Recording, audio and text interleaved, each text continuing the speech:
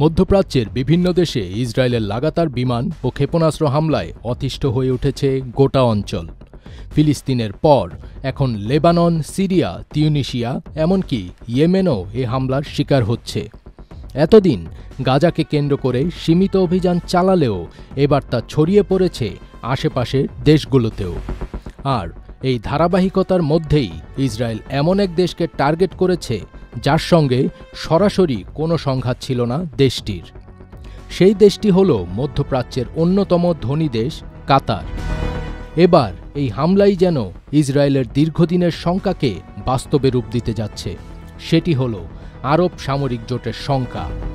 ইসরায়েলের হামলার 4 দিন পর গত রোববার দোহায় শুরু হয় আরব লীগ ও ইসলামিক সহযোগিতা সংস্থার জরুরি সম্মেলন।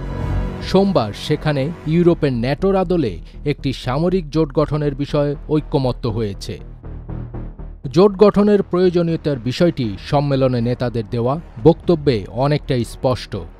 কাতারের আমির Sheikh Tamim bin Hamad Al Thani বলেন, আলোচনায় বসা কাউকে যখন কেউ হত্যা করতে চায় তখন বুঝতে হবে এখানে আলোচনার আর কিছু বাকি নেই। হামলাকারীর উদ্দেশ্যই হল যুদ্ধবিরতির আলোচনাকে ব্যাহত করা। এই হামলার পর ক্ষোভ ছড়িয়ে পড়ে আরব ও মুসলিম দেশগুলোতে।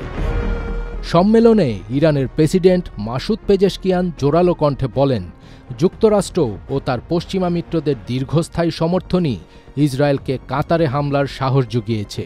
তার মতে এই আঘাত আসলে শক্তি প্রদর্শনের নাম করে ইসরায়েলের গভীর হতাশার বহিঃপ্রকাশ। পেজেশকিয়ান আরও বলেন, এই হামলার মাধ্যমে ইসরায়েল আসলে মুসলিম বিশ্বকে জাগিয়ে তুলেছে।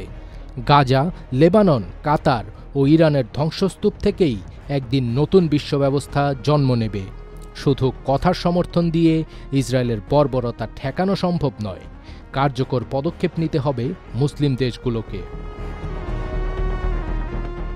সম্মেলনে পাকিস্তানের প্রধানমন্ত্রী শাহবাজ শরীফ হামলাকে ভ্রাতৃত্বপ্রীতি ইসলামী রাষ্ট্রের বিরুদ্ধে বিশ্বাসঘাতকতাপূর্ণ পদক্ষেপ হিসেবে উল্লেখ করেন এবং গাজায় তাৎক্ষণিক ও স্থায়ী যুদ্ধবিরতির দাবি জানান। তিনি ইসরায়েলের সম্প্রসারণবাদী আগ্রাসন মোকাবিলায় আরব ইসলামিক একটি টাস্কফোর্স গঠনের প্রস্তাব দেন। Israel's assault against Qatar is not an isolated incident. It is yet another. পর্যবেক্ষকরা বলছেন, দোহায় ইসরায়েলের এই হামলা শুধু কাতার নয়, গোটা মুসলিম বিশ্বকে নতুনভাবে ভাবতে বাধ্য করেছে। আঞ্চলিক সংঘাত এক নতুন অধ্যায়ে প্রবেশ করতে যাচ্ছে, যার প্রভাব বিশ্ব রাজনীতিতেও গভীর ছাপ ফেলবে। ফজবির তাজ, ATN বাংলা।